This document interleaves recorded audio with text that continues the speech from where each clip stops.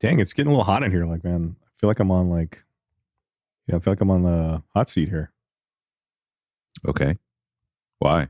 Because you're coming at me with this whole you're not allowed to eat when we podcast thing. Listen, this isn't a fucking hate crime. I'm just saying that maybe, like, let's just, let people hear our voices and not the sounds of a cow chewing their cud. Cud. Oh, you know what would make that better though for a band name? How about the cuds and the 4-chambered stomach? No, it's too wordy. No. You're right. That's probably just the next Harry Potter book. No, let's just change it to Fire Cud. Fire cud. Yeah. That doesn't even make sense. It makes so little sense that I couldn't even say sense. I said Spence. It doesn't even make sense. No, that totally makes a band name. A new band name's Fire Cud. No? What about the Cud Scouts? Yeah, that could work. It's kind of gross, but sounds like a mix between the Cub Scouts and a 4-H club or something. Yeah, and what are you scouts looking for? Cud. Oh. Right? I guess. I mean, do you know more about cud than I do, I guess? I know more about cod. Do you? No, not at all. Okay. Because as a Portuguese, we love our cod. Oh, here we go. So would you cook that cod with fire? Sure. Oh, you were trying to get to the episode earlier, but you did a terrible job. I just threw fire. I would use fire as a means by which to heat an instrument that would then help me cook said cod. Sure. Yeah. Like a stick?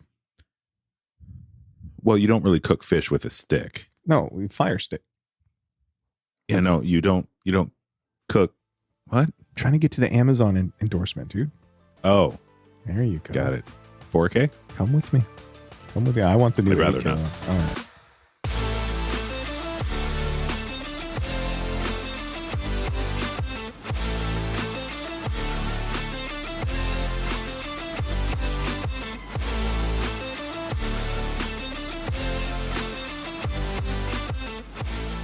Obviously, you've heard the word fire be used, right? It's an oldie but a goodie, right? Yeah, I mean, Backdraft had a lot of it in. I mean, technically, this could be a flashback, but it's still used pretty commonly. So, one time I heard this girl was on it. Really? Mm-hmm. Did you put her out? No, it was on the radio. Oh, yeah. Sometimes, if you've been deemed a liar, your pants can get that way. I get deemed that a lot, right? Yeah. Mm-hmm. Usually on this show. All right. So do you ever use it, fire, as it's intended by the youth of today? Yes. And how would they use it? They would use it to describe something that they thought was either super cool or, in the case of food, super tasty. Which is funny because if you were to use fire to talk about something like, say, sushi, mm-hmm. which never comes into contact with fire. I have heard my son say this sushi is fire. It would seem somewhat oxymoronic. Well, if it has, what's that hot sauce that's on it? Wasabi. Wasabi. That shit's fire. Like literal fire, liquid fire in your mouth. Well, not the fake stuff, but the good stuff, the real stuff. Stuff's harsh. Mm-hmm. That'll open up your sinuses and your beehole. That'll open up your wasabis. Get it? I don't. No. I don't either. Great. I was hoping you would clarify it or make a joke out of that for me. Help me out. I think I use fire every now and then. Yeah, but it's more like, hey, help me put this fire out. Yeah. I use a literal term. I definitely like it better because they were using lit for a while too. Mm-hmm. And we've talked about lit, haven't we? Yeah, lit. All right. Yeah, I like it better than lit. So do I. I also think it's because there have been enough times, like during our growing up, mm-hmm.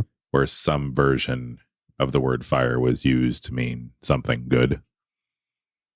Yeah, that makes sense. Yeah. Like NBA Jam, I gave a lot of quarters to that game. And when you do so well, you get on fire. yeah, when you hit 3 shots in a row and then you're on fire. He's on fire. Yeah, I guess this has been around for a little bit, huh? Yeah. But that was on fire. So that's a little bit different. Well, we could go sideways here a little bit. Have you ever been on fire? I mean, only twice, but. Well, let's hear those stories. Oh. Were they both accidents or was it on purpose? Well, I don't think you end up on fire on purpose. College? No. My friend did light himself on fire in college. Also not on purpose. Did have to have a neck beard for a while. What? Neck beard. So he was doing an internship at a refinery in Southern California. Yeah. And so he had lit himself on fire at a party unintentionally. And also unironically. I don't know how it would be ironic, but it doesn't matter. And so he was working at that refinery, but you had to be able to wear a mask that was fully closed in case anything terrible were to happen. Yeah. And you can't do that with a full beard. So, but he had 3rd-degree burns on his neck. Yeah. So they allowed him to grow or leave the beard down there, but he had to shave everything until it. So he just had a weird neck beard. Oh, that's so weird. Yeah.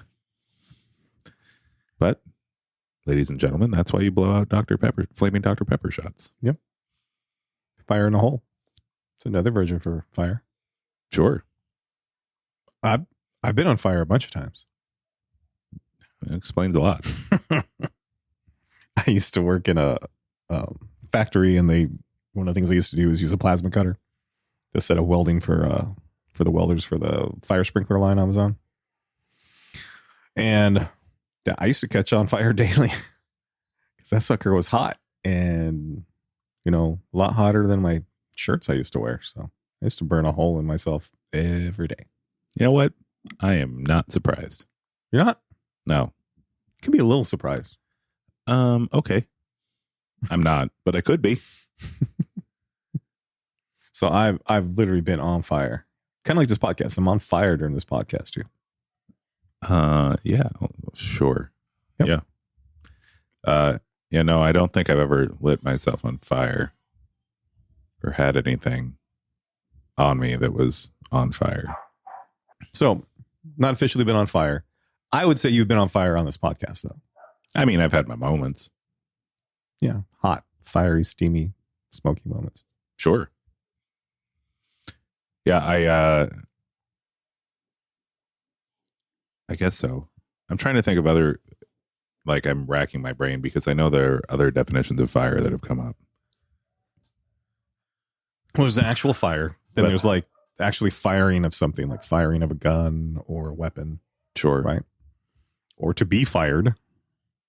Or not yelling fire in a theater. Yeah, so I guess the only 2 versions of it I've used then have been on fire or current version of fire. I still feel a little weird when I say fire, in the current usage. Mm-hmm. I do use it from time to time, but I immediately feel unclean after using it. I would have used on fire back, 20 years ago all the time, probably. A lot of it was because of that video game. How it was you get to a level of you're on fire because it's the hottest you could be at whatever you're doing, whether it's a video game or actually playing sports. And stuff and then it had a second life when ESPN translated it to Spanish. Mm-hmm. Well, so that's a fun one. Whoever was saying it, was it Chris Berman? I don't remember if it was him or somebody else. I hate Chris Berman, but whoever was saying it was originally saying El Fuego. Yeah. Which means the fire as opposed to on fire. And so that was a funny thing. What is on in Spanish?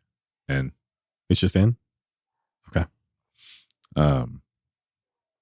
Yeah, so they were going for, at the very least, multiple months and possibly multiple calendar years of saying the fire instead of on fire. And so that was hilarious. He's the fire. You could say that about me, though, right? Would you say that about me? I've said you're flaming. Like Cheetos? Sure. I'll take it. Flaming hot. Hey, don't knock Flamin' Hot Cheetos. Those fuckers are fire. Those Flamin' Hot Cheetos made one custodial worker a very rich and powerful vice president in the company. So now, I know we've talked about that, but have we talked about that on air? That story? Wait, we're on air? Yeah, it's really hot. It's on fire. I don't think you can have fire air. Although that was a big thing when what's his name jumped out of the plane for Red Bull. Fire air? Felix. What was the guy? The highest skydive ever. They were worried when he came back into atmosphere that he might catch fire. Yeah. Felix the cat. That's all I know. I'm pretty sure it wasn't Felix the cat. I want to say he was an Austrian man of some sort. Anyways, do you remember that? It was a big thing. Worried about him catching fire? Well, I mean, do you remember him jumping? Yeah, but I wasn't super worried about it, so I didn't spend a lot of time thinking about it. It's just No, but I mean, it was cool. Sure. He jumped from a long ways up. It's no Iron Man. Iron Man's not real, though, and Felix Baumgartner is real. Okay, so all right, we always do these things sometimes where we pick your 3 things that you would say qualify for this, right? I started this, and you like it now. What? I started this pick your 3 things, and you like doing that now. But I started that first. By creating the podcast, you started. I created the podcast first, and then our first episode we ever recorded technically was Riz. And in Riz, I asked him, what's 3 things that give you Riz? So he's been ripping me off ever since. I don't remember that actually happening in that episode. It happened. No, it didn't.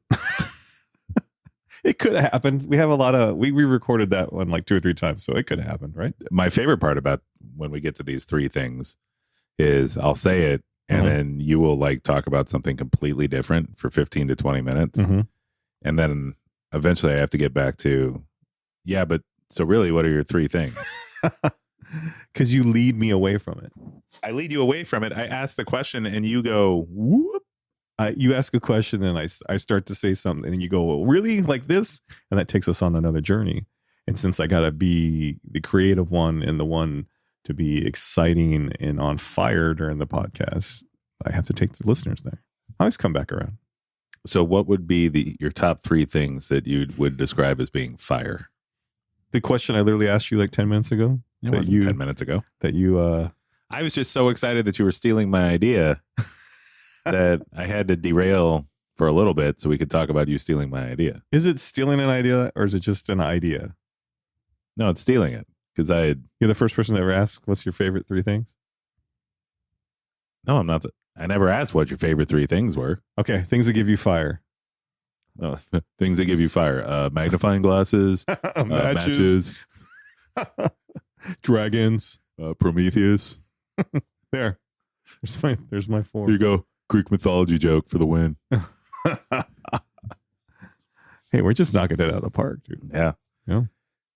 So I'm glad you asked. My 3 things that I would consider fire at the moment. The carrot bisque that I had at Cafe Monarch. Okay. How long ago was that? Teddy's 3, so 3 years ago. Ooh. That must have been good. It was really good. That's how good it was. So you're remembering it to the date. So I'm like, that shit must have been fire. Yeah, it's still good. Yeah. I'm still tasting that 3 years later. Nice. It's like a bad burp. That's a good burp. Oh, right. What else is fire currently? This is a long-standing one. Dave Grohl will always be fire. Can't fight you on that. Yeah. He's just the coolest dude. And you know what? I've regained an appreciation for the television show Archer. Oh, yeah. You've been talking about that a lot lately. So, yeah, I think that's my 3rd. I guess a TV show can be fire, right? Sure. I don't know. Or you can be like the season of Archer was fire or something. I don't know. Ooh. You can do whatever you want. You know You're a grown-ass podcaster. Pull that one back. Stale cheese puffs. What? Yeah. All right. What's the story behind that? What are you talking about? Stale cheese puffs are fire? Yeah. Don't they taste like There oil? needs to be a story with that. Yeah, oh, totally. I don't even understand why. I feel like that's just something that would happen. Really? No. Oh. You could start fires with stale cheese puffs, right? No. Well, I mean, if you dip them in, oil or something. Yeah, sure. you dip them in a fire, they start a fire. That's science, my friend. I once did an entire 3rd grade report on the song "We Didn't Start the Fire." Well, there you go. So my grandmother, my mom's mom, she used to have a candy dish on her table because, old person. And for the most part, kept candy in that dish. One day we were over at the house and I was probably like 9 or something like that. Yeah. And I opened up the candy dish and there was a cheese puff sitting there. Mm-hmm. So I just assumed it was a fresh cheese puff. But boy, howdy, was it not a fresh cheese puff. And I found out that day that stale cheese puffs are God's little gift to us. Do they taste just like regular cheese puff? Yes, they taste just like regular cheese puffs. Mm-hmm. But what changes it is some people like the cloudy puffiness of a cheese puff. Yeah. I do not. So you like the regular Cheetos? No. That are like compact? Not necessarily. Oh, okay. The reason stale cheese puffs are so good is because once they become stale, they become spongy. And so there's like a interesting chew to them, but the flavor is still there. That's weird. We might have to test this theory. I'm happy to test it anytime you want. I love stale cheese puffs. My dad and I would buy bags and throw them in a bowl on top of the fridge and give them 3 or 4 days and then eat them. And this is not like once or twice. This is like routinely, like once or twice a month. 3 or 4 days? Dude, Oh, yeah. That's how you get ants. No, this is how you get ants. I got nothing to follow that up. Why did he take his pants off? What? Ants in your pants, dude. Oh, right. Boogie dance. You got to stay with me, dude. You got to get to my level, dude. Well, it's hard to get all the way down there. You can do it. I believe in you, dude. Anyway, so I got really into that. Oh, yeah. I really, really loved them. Had them all the time with my dad. Have told multiple people this over time. So randomly, like there have been a couple times when I've come home and there have been cheese puffs sitting out. My old roommate and his buddy, he did that for me a couple times. Have you I think mostly because they thought it was a joke and didn't really know how to react to it. So they wanted to see me do it. Oh man, I will crush an entire bag of cheese puffs if they're stale. Have you found anybody else that likes it? That you've told, like, and then they tried it? I've found people that are surprised that they didn't hate it. I don't want to go as far as to say that they liked it because maybe they were just being nice to me. But you're putting this on the fire list? Yeah. I thought my dad and I thought so highly of them for a while. We were trying to figure out how to make a business model where you buy them and then take them out of bags and stale them and then put them back in bags and still find a way to make more money than what you spent. Well, you could just put them in the bags in the first place and just not like worry about them being sealed, right? I guess, or do a bag with like holes in it so oxygen's always getting in. There's also something like when I say 3 or 4 days, like it does take 3 or 4 days, especially if they're just on the counter. But when you put them on top of the fridge, and there has to be science to this, but I don't know what it is. Heat rises. Maybe. It seems to take place a lot more quickly. That's so weird. I have also had stale regular Cheetos. Those are not nearly as good. Really? Yeah. It's the cheese puff one? Yeah. So like, would you take like a thing of cheese balls and just take the lid off and go with that? We tried that? I've had stale cheese balls before, and those I don't think were on purpose either. It's not quite the same. Okay. There's a certain like density level of Cheetos cheese puffs that your density has popped me to you. Yeah. Back to the Future. Yeah, I know. That's so good. That whole little shtick we do now. That was my idea. So now that's what this is? By my idea, I mean I just did it one day and now we do it all the time. So I don't know if it was technically an idea. It's just, I don't know. I just stupidly said Back to the Future. Yeah. Fell ass backwards into something we like to do now. You like to do now. It's like that tile I made for one of our upcoming covers that I thought wouldn't fit the cover for the word we're going to do. So I just randomly threw us on there. to see what it would look like. And you ended up loving it, going like, that is great. And then I didn't get it. And then you explained because of this, that, and this other reason, that's why that works. And I was just like, did I just stumble into greatness without trying, or like ass backwards or whatever? And you're like, pretty much. I can't tell you how many times I've had to explain to you why things are good. It's a lot, though. Well, you just tried to explain this whole fiery Cheeto mess thing. So I've had to Hansel and Gretel you backwards so many times to be like, yeah, this is why this is funny. Breadcrumbs, people. So for the lay person, breadcrumbs. I'm more of a Frito person. So what are your 3 things that are fire? Well, I'm interested in this whole Cheeto fiasco. Well, it can't be your thing until you try it, though. So I'll just start with food first thing. And my wife makes salsa that is literally fire. And it can be fire in your mouth, but it's so damn good. And sometimes fire coming out the other way, but it's really good salsa. Yeah. And there's some in there right now, actually.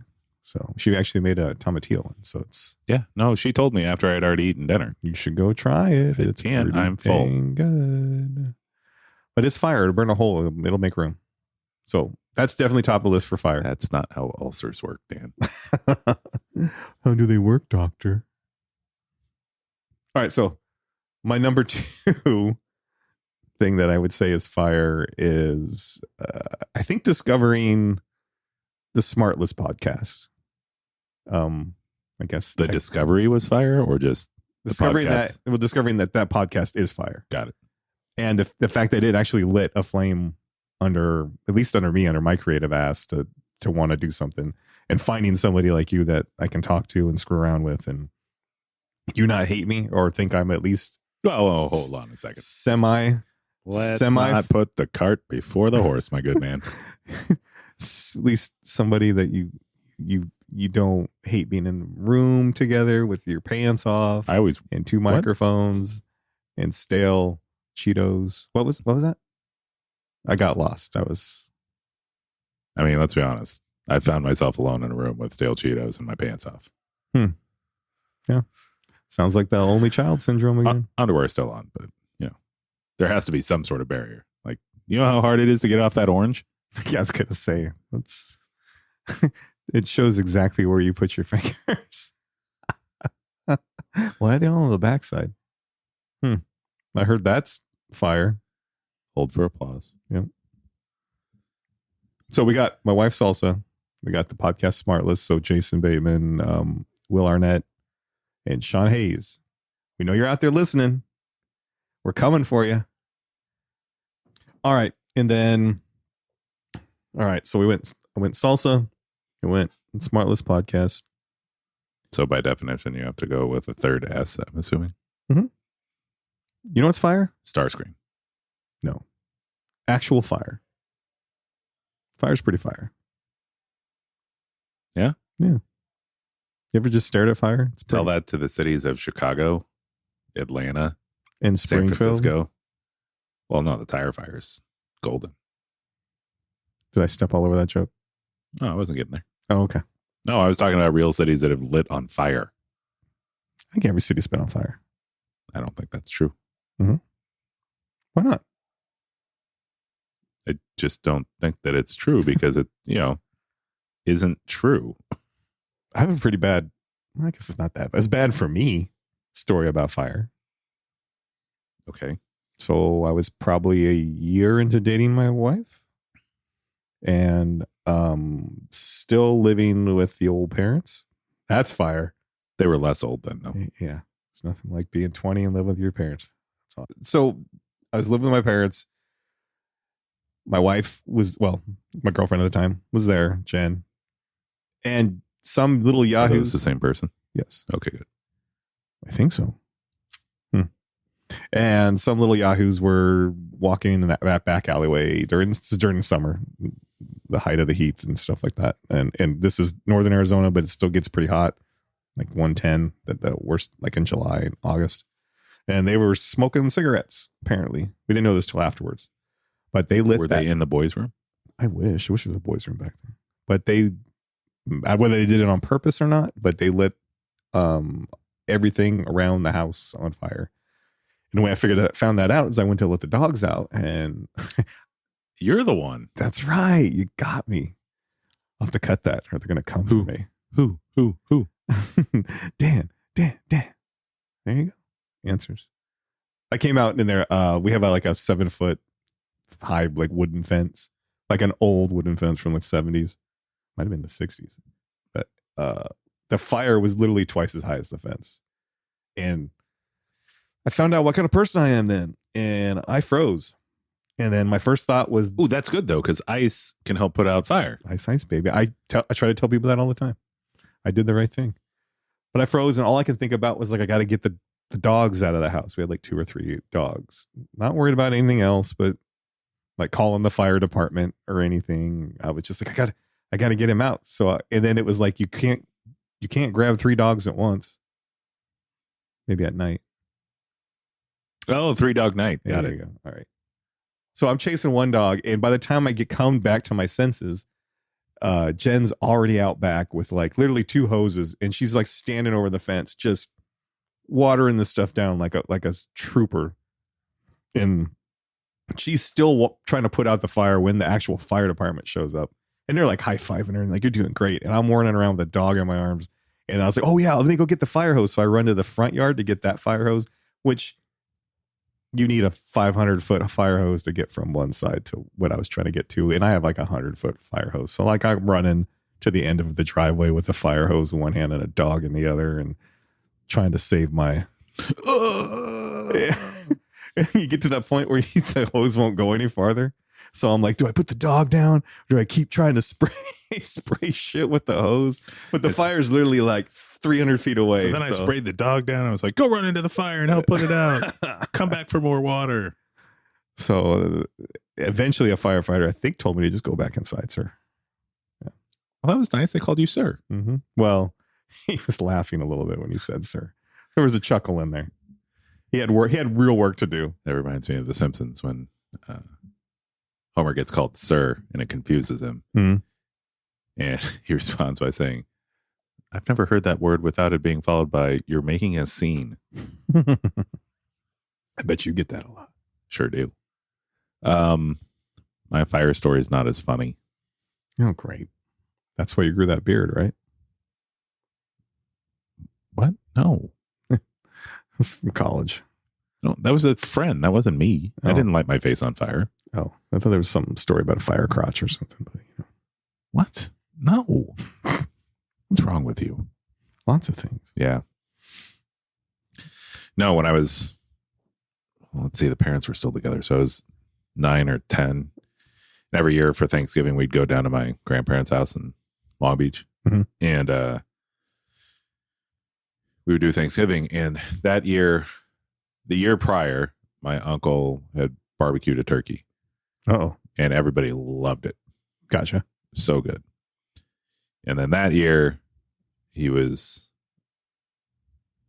family and him weren't seeing necessarily eye to eye, so he didn't end up showing up for Thanksgiving. All right. And so my dad and grandpa decided they could do it. Now, to give you a little backstory on Thanksgiving at the Kean household, and this isn't like a Kean household specific thing, but my grandma was always super acutely aware of trying to make sure that everything was done at the same time.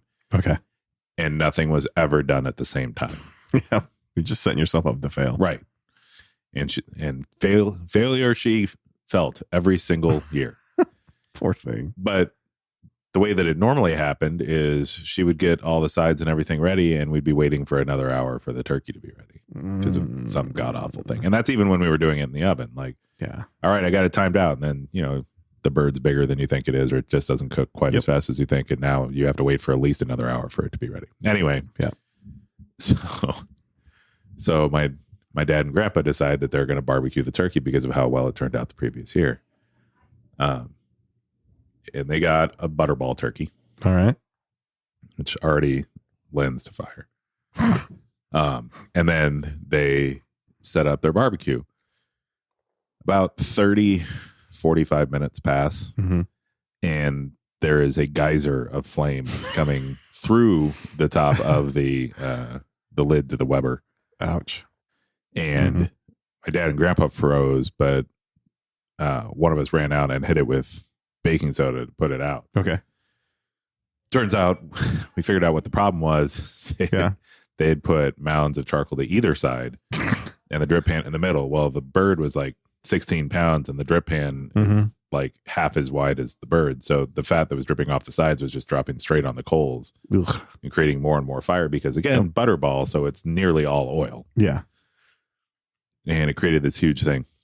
So put out the bird, come back inside and go, Grandma, are the sides done yet? Cooked a turkey nearly perfectly in 45 minutes by lighting it on fire. Still had 2 hours until the sides were ready because she was planning on a 3-hour bird. Dang it. So, fire is a good episode. I figured it out. What's that? That we didn't start the fire. Oh, no, we didn't. You might have started the fire. No, my dad and Grandpa did. Those little bastards at my house 20 years ago. They started the fire. Well, 20 years ago, I guess 30 years ago. Well, thanks for taking the journey with fire with me. Yeah. I didn't even get burned. Well, mentally I got burned. But the rest of me's good. It's like at some point we fell into a burning ring of fire. Mm-hmm. But then we came out unscathed. You're like the Billy Baldwin to my Kurt Russell. If you just told me the movie, I might have got that. Yeah, I didn't want you to get there before me, though. Backdraft, right? Yeah. How have we not talked about Backdraft or any fire movies? I mean, I did talk about Backdraft a little bit at the beginning. Well, I didn't talk about it. I just happened to say that. Yeah, Backdraft. There's all kinds of fire movies. We didn't talk about dragons. No, we didn't talk about dragons. Dragons are pretty fire. Dragonfire is pretty fire. Dragonfire is pretty fire. Backdraft was okay. Both as in kind of fire and also beautiful looking fire. Yes. So we didn't talk about fireworks. No. Or fire. Which is my German metal band. Or fire labor. Firewerx. Fireworks. You get it? Work. Labor. There's no off, my friend. All right. It's been a hot episode of Hang Out with Your Slang Out. Right? Yeah. It's been real hot. It's been fire. So we should this podcast's on fire. Up until that point. But go ahead. Take us out. I'm Dan. Burning down the house. Go ahead. Sing us on the way out. With the hot, fiery sounds of Matthew Keane. So he's Dan. And he is Alicia Keys. This podcast's on fire. Oh, man. Everybody put your lighters up. We'll see you next week. On another episode of We Didn't Start the Fire. Or Hang Out with your Slang Out. Sizzle.